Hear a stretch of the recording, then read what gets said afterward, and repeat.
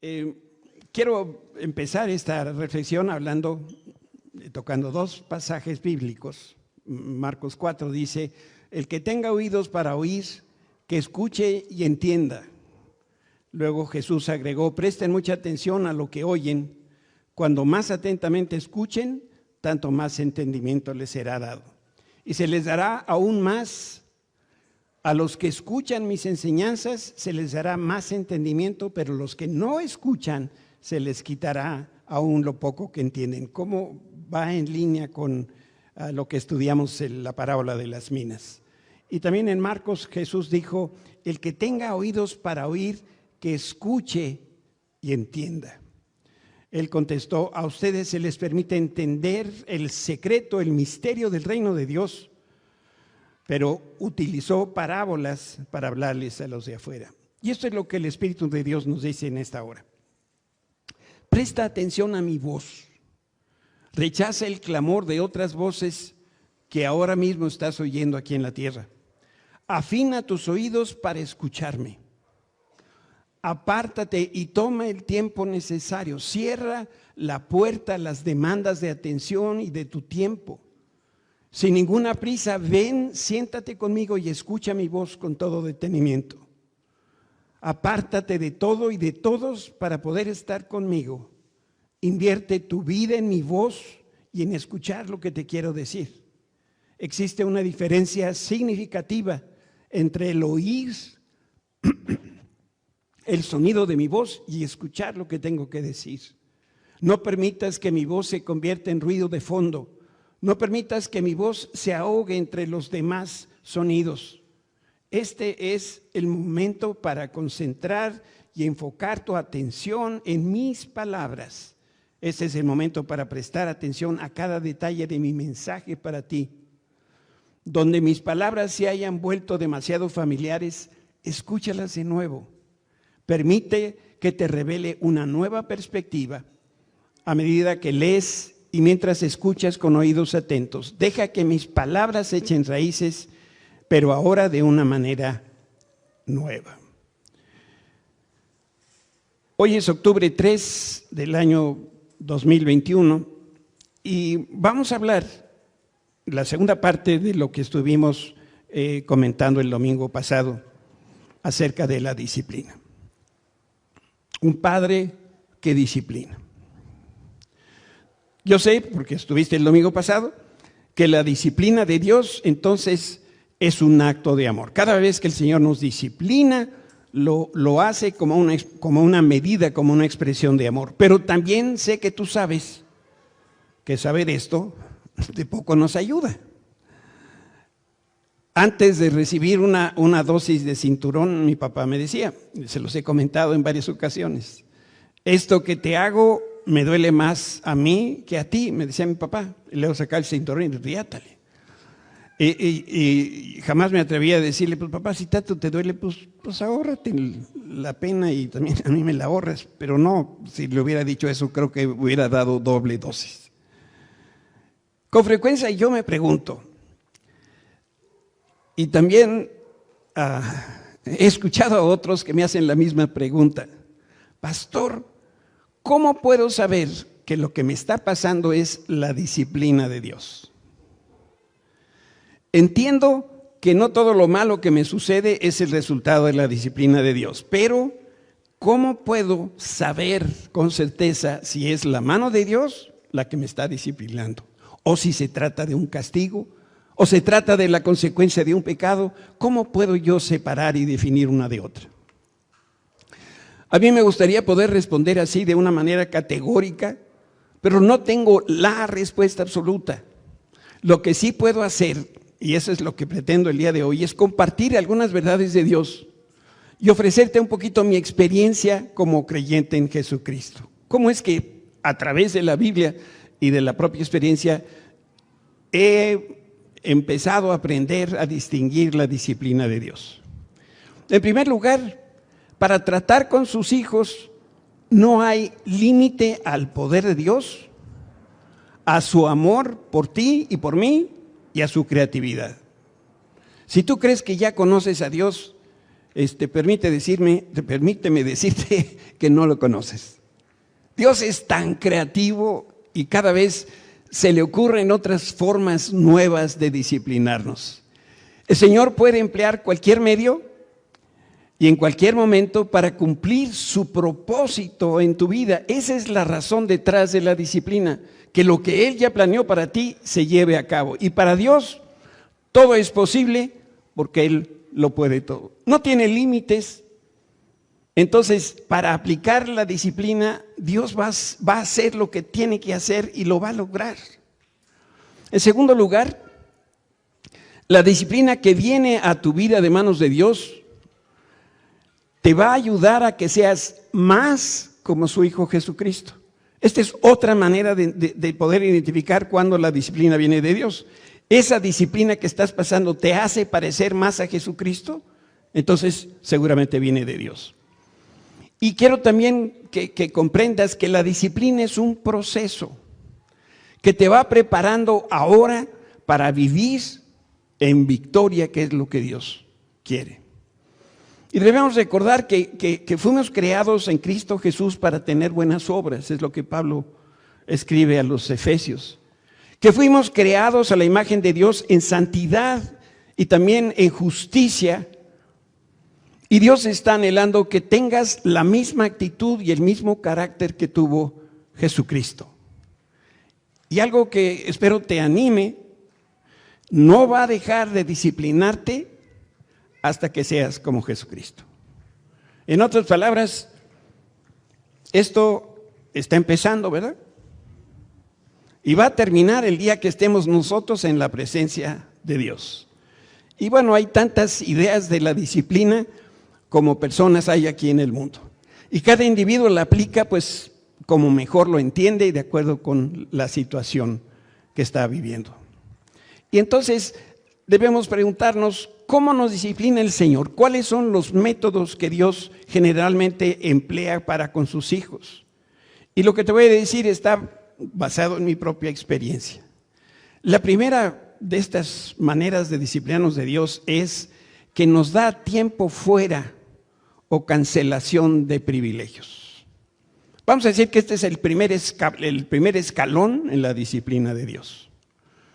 En quinto de primaria pasé más recreos viendo la pared de la dirección que jugando en el patio, ¿no?, de la escuela. Esto sucede allá en el Paleolítico, todavía no se inventaban los derechos de los niños. Y si hubiera habido derechos, se los saltan. A mí no me tocó eso de que, no le pegues, no le digas, y se va a traumar. Se va a traumar, pues que se traume, ¿no? El asunto era cómo disciplinar a los alumnos.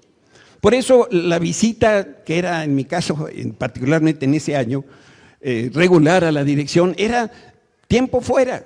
Yo quería salir, quería divertirme, quería comer en el recreo mi lunch, pero no se podía porque yo había hecho algo indebido. Pues lo mismo pasa en la vida cristiana.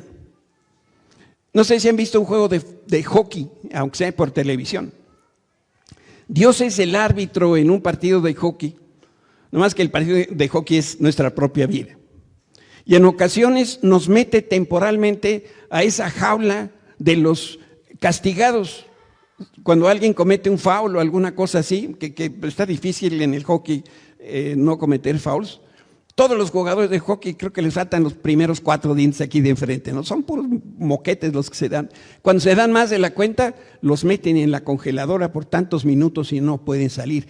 Están en su tiempo fuera. ¿Por qué lo hacen? Bueno, Dios lo hace con nosotros porque de pronto nos engolosinamos de nosotros mismos y decidimos hacer lo que se nos da la gana. Y ahí es cuando el Señor nos toma y nos mete en la congeladora. Ahora, ¿cuánto tiempo es el que tenemos que estar ahí congelados por la acción de la mano de Dios? Como algunos de nosotros aprendimos de niños, mis papás me decían, hasta que mi hijito aprenda o entienda, se va a su habitación. Yo así también estuve educando a mi hijo, pero el domingo pasado me enteré que eso nunca supo para qué tenía que estar en su cuarto. La idea, hijito, era que pensaras en lo que habías hecho, De eso se trataba.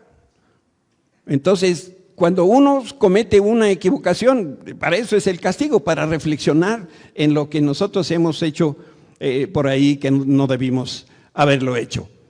Para decirlo de otra manera, nosotros abandonamos esa congeladora de Dios cuando le damos la espalda a nosotros mismos y entonces volteamos al Señor. Ahí es cuando nos dice, ok, ya aprendiste la lección, ahora puedes regresar a tus actividades.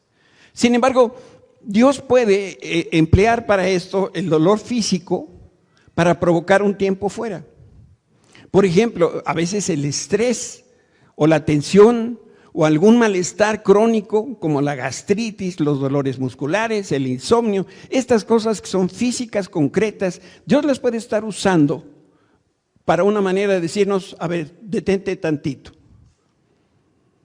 A veces las molestias desaparecen con una aspirina y una sobadita, pero cuando esto no funciona y son las mismas aflicciones, a veces nos pueden tumbar en la cama por días, por semanas y por más tiempo. Entonces, ¿qué es lo que quiere el Señor decirnos con estos malestares?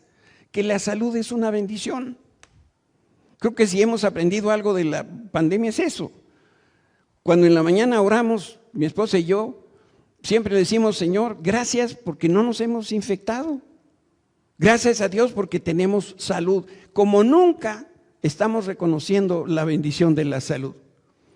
Por eso, cuando nos falta la salud, es cuando nosotros reconocemos la bondad y la misericordia de Dios. Y cuando estamos enfermos, producto de esto, nuestras actividades cambian, se reducen, y entonces incluso nosotros podemos permanecer en cama o a lo mejor sentados en la chimenea. Bueno, yo no tengo chimenea, pero a lo mejor alguien sí tiene. Y si no tenemos chimenea, pues viendo las telenovelas. Seamos sinceros, ¿quién de aquí, caballeros, ven las telenovelas? Solamente Lejos y yo, qué bárbaros. Los demás bien que las ven, pero no quieren decir. Bueno, allí estamos, echaditos, adoloridos, nos faltan las fuerzas, nos duele algo, nos duele otra cosa. Por eso también en esas condiciones nos vemos obligados a revisar nuestras actitudes y poder replantar nuestras prioridades y nuestras actividades. Yo creo que estos tiempos fuera nos sirven para planear hacia adelante. Es lo mismo que hace un papá con su hijo, para que la criatura pueda apreciar el valor, por ejemplo, de una cama limpia, tendida.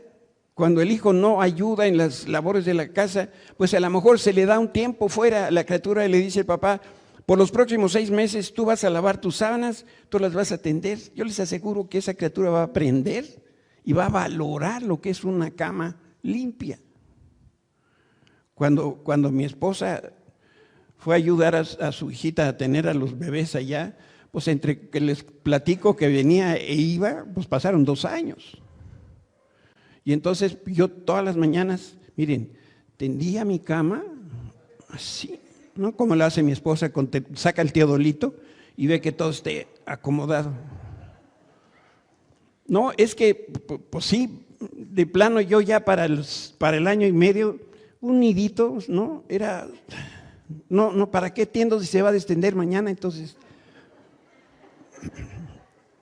pero de eso no queremos hablar. De esas calamidades no queremos hablar. Otras veces también Dios lo que utiliza, al menos en mi vida, es lo que yo le llamo bloqueo mental. Y lo que está haciendo el Señor es forzarnos a tomar un tiempo fuera. A mí me pasa que cuando yo estoy estudiando, me estoy preparando para compartir la palabra, de pronto pareciera que sin previo aviso se me seca el cerebro, aclaro que esto es temporal. Me siento delante de la computadora y no sale nada, una idea, un pensamiento, nada. Entonces me paro, camino, voy a la cocina, como una fruta, hago alguna cosa y entonces por allá, creo que Dios me está queriendo decir algo. Entonces ya con eso me cae el 20 y cuando no sale nada de mi cabeza, quiere decir que Dios está hablando a mi corazón. Y entonces le pido perdón, Señor, no me daba cuenta que tú me estabas hablando. Y entonces dejo lo que estaba haciendo para buscar qué es lo que Dios quiere decirme. Y el Espíritu Santo, ¿verdad? Va a mostrarnos con toda claridad qué es lo que Dios está queriendo de nosotros. Pero tenemos que advertir que Él nos está buscando para esto. Por otro lado, también los tiempos fuera son un instrumento en las manos de Dios. Y esto sirve para muchas cosas. Nos corrige, nos da dirección y sobre todo nos ayuda a recordar que somos útiles solo si le permitimos al Señor que nos discipline. Yo confieso que mi papá sí le tenía yo temorcito, y no era el temor reverente, era el temor del miedo, ¿no? Y si mi papá venía atrás de mí, yo no le corría porque me iba peor, ¿no? Entonces, ¿qué hubieras hecho tú si tu papá te dice, ve y tráeme el cinturón? ¿Qué cinturón le traerías? El más chiquito, si hubiera uno de la mamá, ¿verdad? Que fuera de tejido o alguna cosa. Pero Dios quiere que le digamos, Señor, tú dime, yo voy por el cinturón que tú quieras, pero aplica la disciplina en mi vida, porque necesito reenfocar, necesito cambiar, necesito ponerme en sintonía contigo. La segunda cosa, el segundo método que utiliza el Señor para disciplinarnos, bueno, ya dijimos que el primero es la cancelación de privilegios o fuera de tiempo, fuera. Y el segundo es el regaño. No todos reaccionan al regaño de la misma manera. Tengo 2 hijos. La mujer mayor no necesitaba regaño más con que la viéramos, se daba por regañada, ¿no? Y otro, que no quiero ni recordar, ya se lo podías decir, se lo podías explicar, no digo, tiene 40 años, apenas ahora está entendiendo para qué se tiene que ir a su habitación. Entonces, las reprimendas, las amonestaciones, para algunos les funcionan, a otras no les funcionan. Lo que sí creo que puedo asegurarte es que nadie, al menos nadie que yo conozca, aprecia un sermón detallado de las cosas que hizo mal, o una cátedra de las consecuencias de sus malas decisiones. En la prepa, el director era tío de Susi y era pastor. Entonces, si llegaba a cometer romper alguna de las reglas de la escuela, entonces me llegaba y me sentaba en su oficina, y entonces me decía, ¿y tú por qué copiaste en el examen? No sé qué, y ya saben, ¿no? Lo que hacen los directores. Y después de eso se cambiaba la posición y ahora venía la del pastor. Entonces venía el sermón. Y el Señor dice, y la Biblia por aquí, por allá. Y como la familia del tío pues, era muy conocida de mi familia, ustedes que son y que la familia y en total me daba 3 regaños por haber copiado tantitito en un examen, ¿no? Pues se pueden imaginar que algunos individuos son disciplinados que otros. Los que se portan bien, pues no, esta plática se la pueden saltar, pero los otros, y yo creo que por aquí pudiera haber algunos de los otros, así funciona. Entonces, los sermones de Dios, porque sí nos sermonea, son detallados, son razonados, son explicados y además son verdad. Entonces nos deja completamente indefensos. Entonces, cuando yo leo la Escritura, a mí me pasa esto, que es tan claro lo que dice la Escritura y el efecto en mí es categórico. Ya no tengo para dónde irme, ya no tengo manera de decirle nada al Señor, me lo está diciendo su palabra.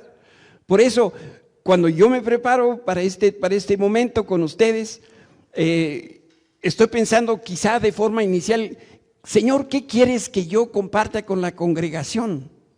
Pero no acabo de terminar mi preparación cuando el sermón que era para ustedes, ¿qué creen? Realmente era para mí. Y entonces yo le dije, Señor, y bueno, yo sí, y reconozco, está bien, está mal. Y ahora, dice, ahora compártelo con la congregación. Entonces, si nosotros estamos atentos, Dios nos va a hablar de muchas maneras. A mí me habla también a través de otros pastores. El Espíritu Santo, Dios lo utiliza en mí para redarguir. También me habla a través de mi esposa, de mis hijos, bueno, ahora hasta de mis nietos. Y de pronto dicen cosas que de verdad hacen mucho sentido y tenemos que reconocer que viene de Dios muchas de estas cosas. Déjame hablarte de un tercer método de Dios. Esas son las consecuencias. Primero, tiempo fuera. Segundo, se regaño. Si esto no funciona, entonces nos pasamos a la tercera categoría, que son las consecuencias. Cuando yo ignoro o me hago sordo a la voz de Dios, lo más probable es que voy a ascender al siguiente escalón en este proceso correctivo de Dios. Y aquí lo que van a suceder voy a hacer frente a las consecuencias de mis actos. Debo decirles que por la misericordia de Dios, no siempre somos confrontados por nuestras consecuencias. Si eso fuera, creo que muchos de nosotros estaríamos quién sabe dónde, ¿no? Si Dios a cada acto reprobable tuviera consecuencias y las sufriéramos. La causa y el efecto es una ley natural y también es una ley espiritual. Si yo le hablo feo a una persona, el resultado de eso va a ser un argumento más feo que el tono de mi voz. Cada vez que manejo con imprudencia y que no dejo que se metan a mi carril, el resultado siempre es un entripado que va a dar como consecuencia el intercambio de saludos a la familia, ¿no? De un carro y del otro. Aunque nosotros como cristianos, ¿verdad? Cuando pasa eso, bajamos el vidrio y le decimos ¿qué? Dios te bendiga, ¿verdad? Si después de Dios te bendiga, ¿te acuerdas de algún familiar suyo? Pues también, Señor bendice a su abuelita, ¿verdad? Mi falta de disciplina para comer, por ejemplo, la falta de ejercicio, eso traduce en lo que ustedes están viendo hoy delante de ustedes, un cuerpo en forma de tamal de hoja de maíz, ¿no? Entonces, vienen trastornos en la salud. En la mañana les digo que amanezco y voy con mi esposa, le digo, ay, hijita, no me puedes sobar, ahora me duele acá, ¿no? Ahora me duele acá. Pero entonces con ese tono siempre cariñoso de Susi, me dice, pero mira nomás cómo comes. Pero en el amor del Señor, así, no haces ejercicio.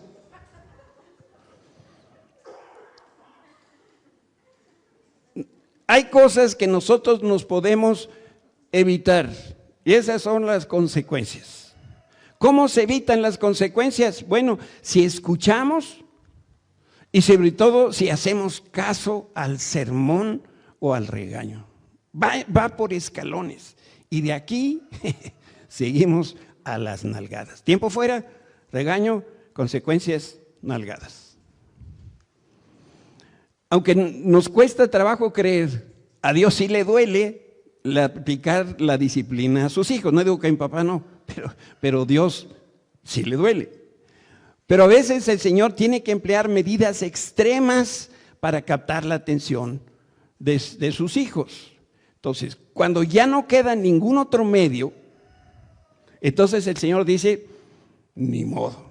Ahora, para que no te pierdas, para que esta cosa que estás haciendo equivocada no prosiga, me veo obligado a usar la disciplina de la nalgada. Yo creo que todos hemos visto en nuestra vida casos ejemplares de disciplina de Dios. A lo mejor algunas veces hemos visto personas que públicamente Dios las ha expuesto para que prendamos en cabeza ajena. Y hablo de cristianos prominentes, personalidades también del mundo, del gobierno, de la política. Personas que vivieron muchos años codiciando y engañando a propios y ajenos y parecía que se iban a salvar. Vivieron en opulencia, producto de fraudes y de muchas otras cosas. Vivieron vidas licenciosas, pero un día la maldad queda expuesta. Porque dice la Escritura con toda claridad que no hay nada encubierto que no llegue a revelarse, ni nada escondido que no llegue a conocerse.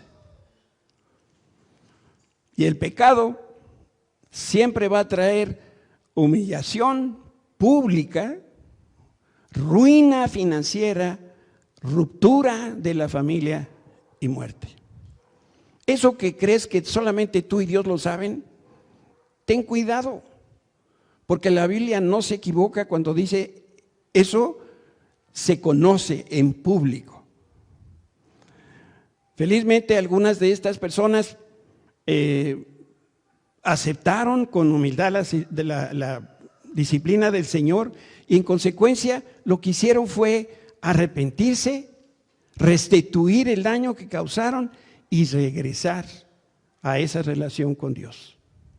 Eso es lo que Dios estaba buscando desde el primer momento que empezó la disciplina. ¿Qué es lo que Dios nos quiere enseñar cuando permite que nosotros pasamos por pruebas, por tribulaciones? Yo creo que una buena de las razones que estamos nosotros sufriendo durante la pandemia es porque Dios nos está disciplinando. ¿Qué es lo que el Señor, desde mi punto de vista, quiere lograr? Es purgar, quitar nuestro pecado. Lo que el Señor también quiere es purificar la iniquidad que está anidada ahí en nuestro corazón. Lo que el Señor quiere es probar la fe de cada uno de nosotros como sus hijos. Lo que el Señor nos quiere hacer es humillar.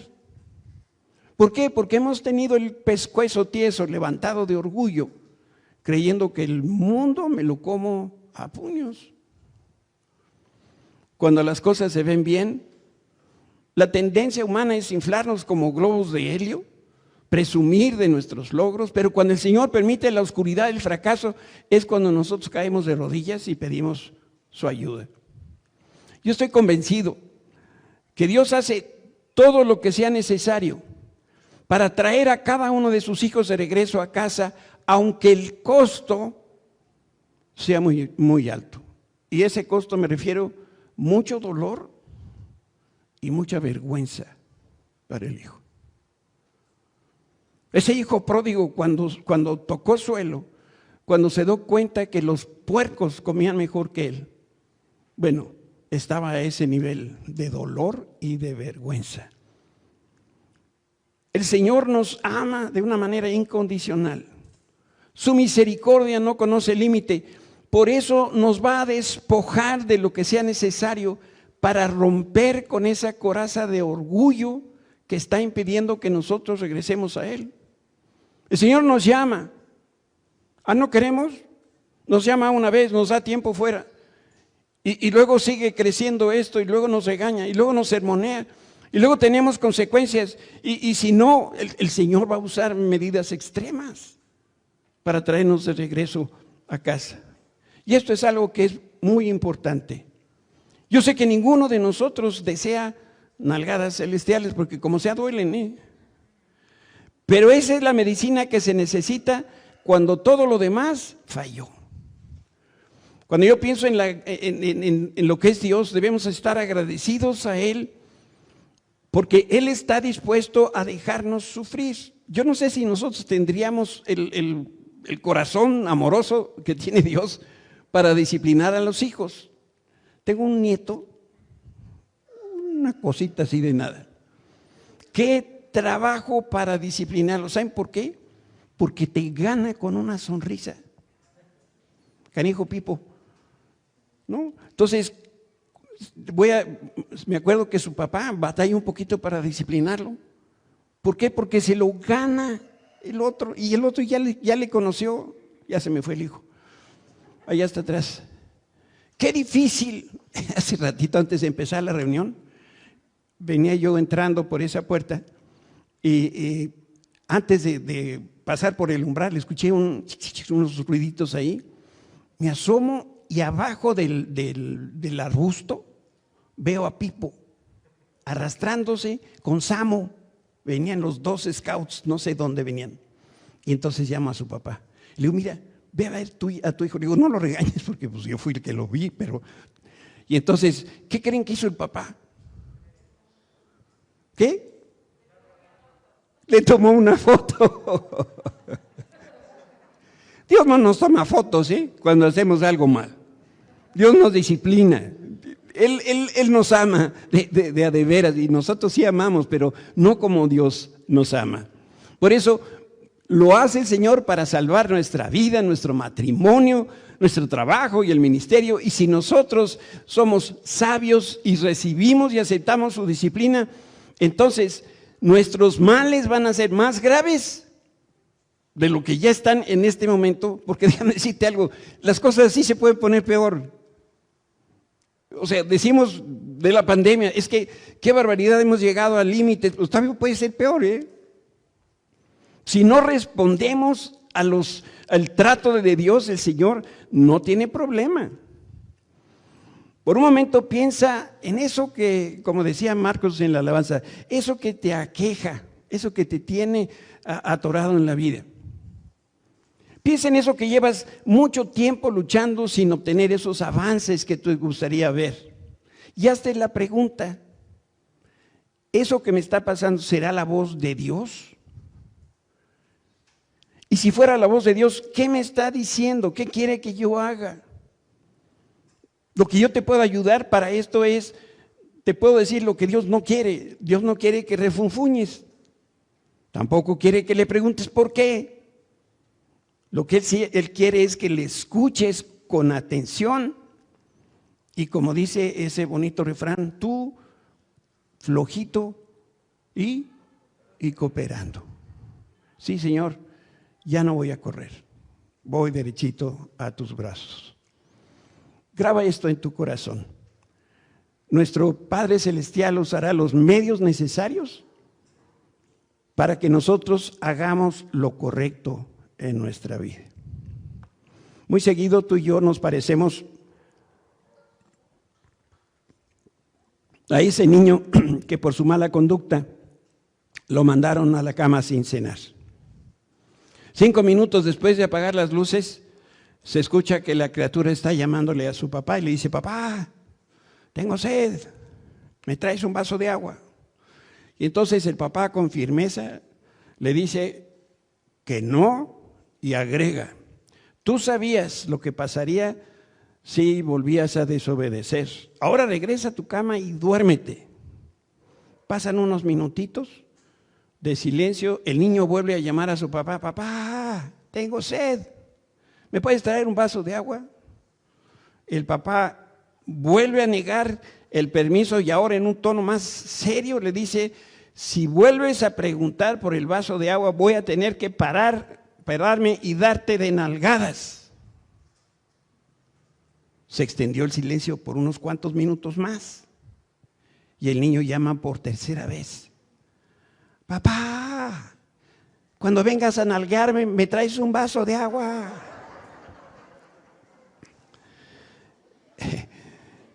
La persistencia del niño nos puede parecer graciosa, pero si desde el principio el niño toma el camino correcto, se va a ahorrar todos los problemas que vienen como consecuencia.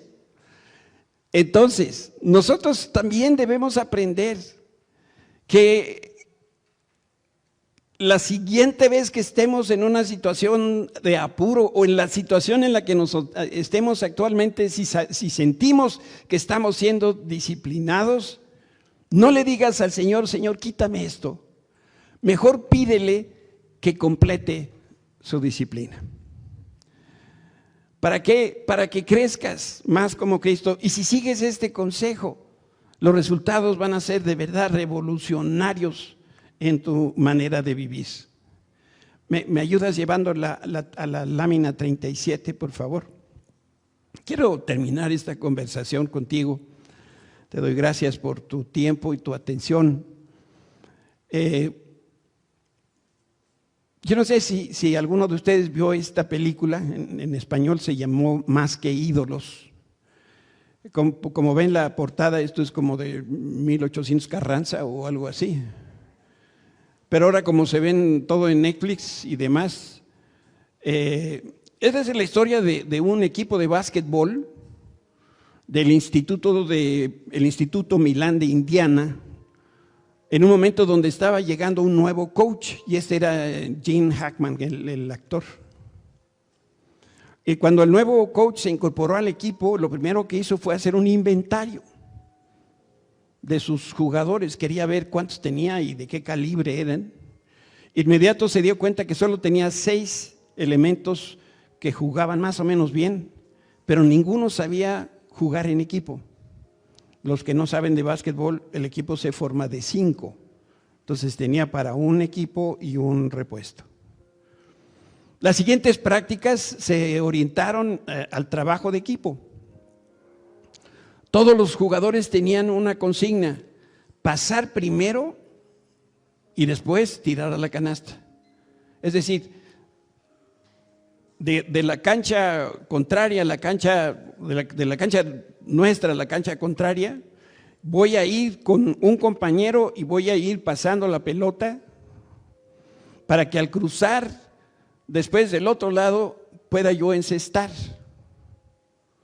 Este equipo tenía la mala costumbre de que los jugadores, donde tomaban la pelota, se iban y dribleaban y le hacían adornos y demás y llegaban hasta el otro lado y a veces le anotaban. Les dijo entonces: no tiren una canasta hasta que no pasen primero. Y con esta idea salieron a jugar frente a su siguiente encuentro, y les costaba mucho trabajo jugar en equipo, y pasándole a otras personas no lograban concretar las anotaciones. Para el medio tiempo el equipo iba perdiendo, pero tenían que pasar antes de poder encestar. Y los jugadores se daban cuenta que el tiempo se les venía encima y que debían hacer algo drástico para no perder ese juego. Y la estrella del equipo tomó el balón y, sin pasársela a nadie, como les explico, corriendo se fue, driblando y anota. En la siguiente jugada ofensiva volvió a hacer lo mismo y los demás empezaron a imitar. Pues era la estrella del equipo y volvió a anotar. La gente que estaba en el gimnasio, pues era la propia escuela, veían que en el equipo pues volvía a ser el de antes. Los jugadores regresaron a recuperar su salud, su seguridad, y todo hacía suponer que así como iban y el tiempo que les faltaba iban a ganar. En eso el coach pide tiempo fuera, y cuando sale el equipo le dice a la estrella: estás expulsado de este juego, siéntate en la banca. Entonces mandó el 6º jugador y el último que tenían. Nadie entendió la decisión, pero siguieron jugando y anotando, y de pronto uno del equipo se torció el tobillo y entonces lo llevaron a la banca. La estrella del equipo inmediatamente se quitó el jersey que tenía y saltó a la cancha, y el coach le dijo: ¿a dónde vas? Pues es que el otro se torció el tobillo, voy a entrar en su lugar. Él dijo: no, tú estás expulsado del juego. El reloj estaba detenido, la gente estaba ahí, los árbitros se le acercaron al coach y dijeron: tenemos que seguir. Y entonces le dije: es que solamente tenemos 4 jugadores. Y los mismos árbitros decían: pues ahí está Juan, el estrella, mételo. Y ese hombre le dice: no, porque él está expulsado. El público pues abuchó al coach y a todo el equipo, y el equipo estaba muy molesto con el coach, pero el entrenador consideró que era más benéfico para los muchachos aprender a jugar en equipo que ganar en ese encuentro. La disciplina les enseñó a valorar lo que es el trabajo de equipo, y lo que aprendieron ese día lo aprendieron a un costo muy alto, porque perdieron, pero esa enseñanza redundó para beneficio el resto de sus días. El coach permitió que el equipo fuera avergonzado por la derrota, para que aprendieran un principio básico de disciplina. Cuando él limitó a los jugadores, los forzó a perder, pero también les enseñó el valor de obedecer. La disciplina los habilitó y les dio poder para que al final de esa temporada se convirtieron en campeones estatales. Perdieron ese juego, pero ganaron la guerra. Cuando nosotros aprendemos a no pelear con Dios, cuando nosotros abrazamos la disciplina de Dios, le damos la bienvenida, ¿saben qué sucede? Dios nos libera para todo lo que Dios quiere hacer en nuestra vida.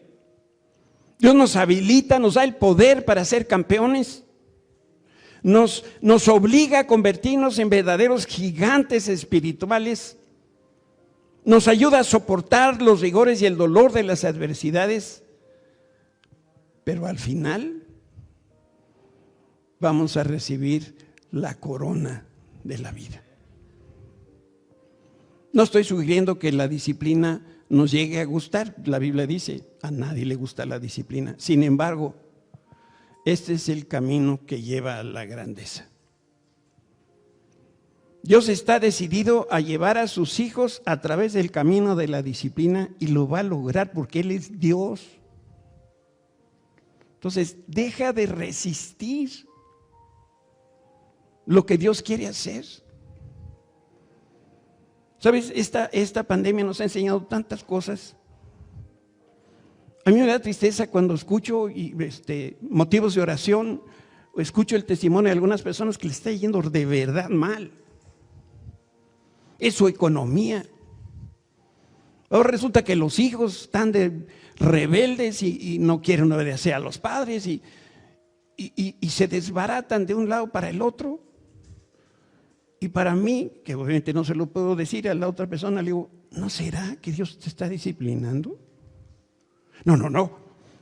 Yo ya tengo la estrategia y entonces mejor voy a hacerla así y voy a cambiar el giro del negocio y me voy a levantar más temprano y tengo una estrategia mejor. Y con los hijos, pues ahora ya somos como cuates de los hijos, ¿no? Y tienen permiso y lana para que se vayan al roof.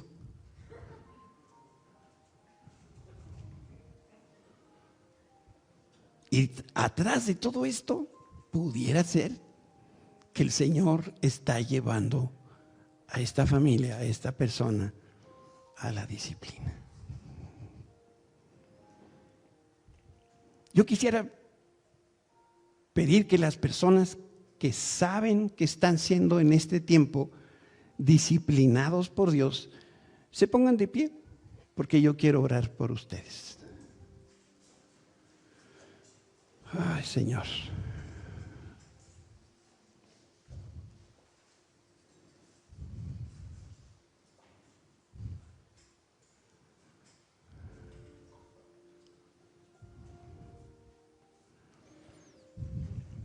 Te voy a dar un consejo que no vas a seguir, pero bueno, son de esos consejos que no voy a cobrar. Esta noche o cuando tengas tu tiempo con el Señor, entra a solas con Él y dile, me doy, me rindo. Ya no voy a seguir buscando otra alternativa. Señor, disciplíname. Termina este proceso en mí.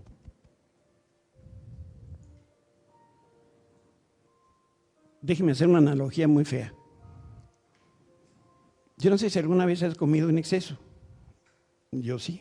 Les digo que esta es una inversión que tengo aquí.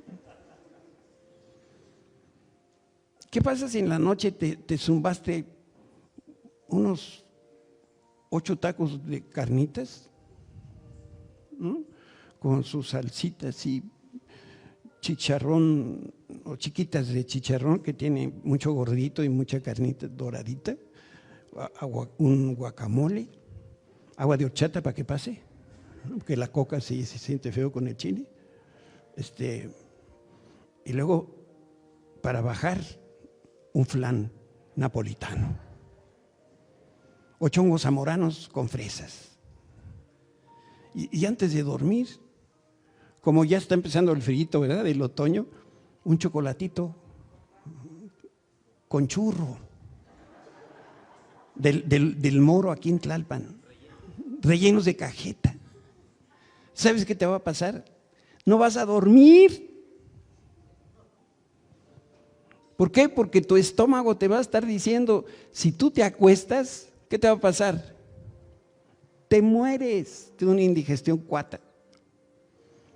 ¿Cuál es el mejor remedio cuando estamos con el estómago así? ¿Verdad? Y una vez que ya ha salido lo que tenía que salir, qué bien se duerme. Después de la disciplina se duerme muy bien. Cierra tus ojos.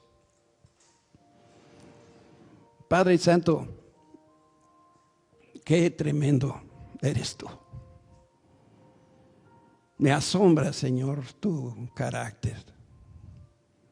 Cuando creemos que te conocemos es porque menos te conocemos. ¿Cuántas maneras tan formidables y únicas tienes de mostrarnos tu amor? Porque aún en medio de la disciplina lo haces en amor. Porque nos quieres llevar a ese propósito que tú trazaste para nosotros desde antes de la fundación del mundo.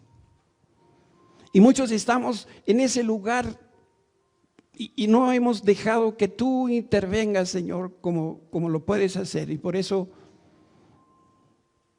yo, Señor, yo te digo, disciplíname. Completa tu obra en mí, Señor. De tal manera que yo pueda ser ese instrumento útil en tus manos. Sé que no me va a gustar, pero también sé que tú estarás conmigo, me estarás acompañando. Y porque la victoria está garantizada en Cristo Jesús. Espíritu de orgullo, en el nombre de Jesús, yo te echo fuera de la vida de cada uno de nosotros que no ha querido ver la realidad de su vida. Gracias, Señor, en el nombre de Jesús.